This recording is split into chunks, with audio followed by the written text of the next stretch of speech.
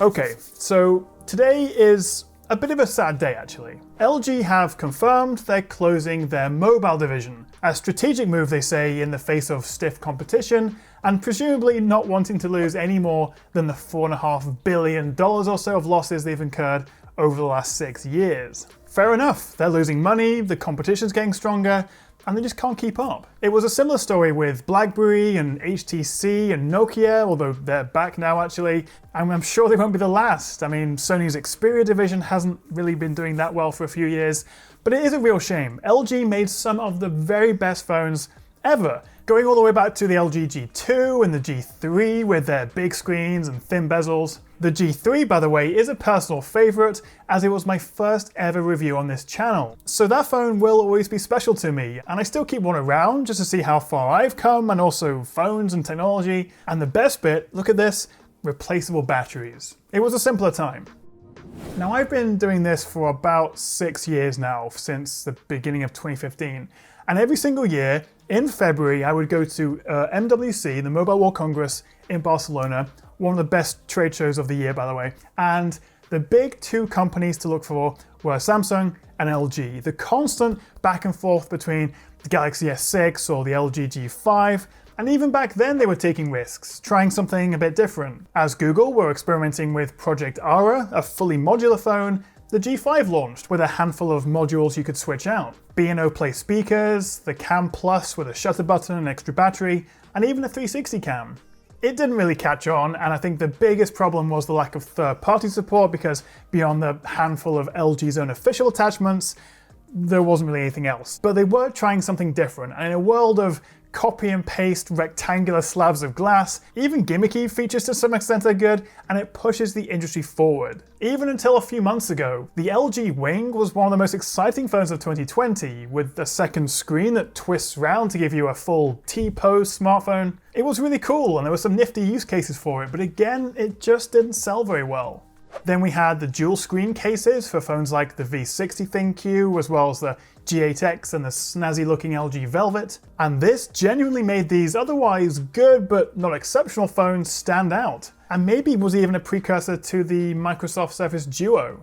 And even this year, we were finally expecting to see the launch of LG's first rollable phone, which sadly is now unlikely to ever see the light of day. So we've had some really good phones, some proper unique innovation, and a pretty loyal fan base. So where did it all go wrong? Well, I think there were 3 big reasons.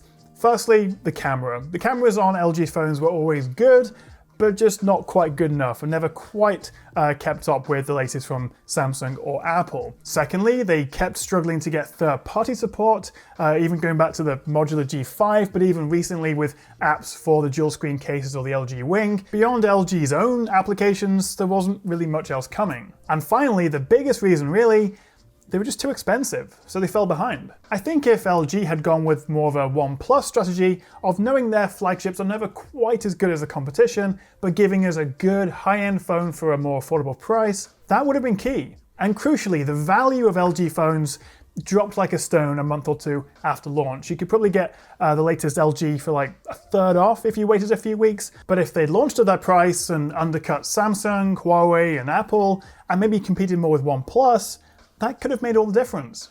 Now, LG have said that phones will continue to be on sale, and if you do own an LG phone, they will support it, although they haven't said for how long, and I can't imagine it would be much more than 6 or 12 months or so. The flip side of that, I suppose, is that if you do fancy yourself a cool new LG Wing or a V60, you might be able to get one on a good deal, since I suspect some people wouldn't really want to buy a new LG phone without that future support. But it's not like LG's just completely gone out of business, so you will still get some support for your phone.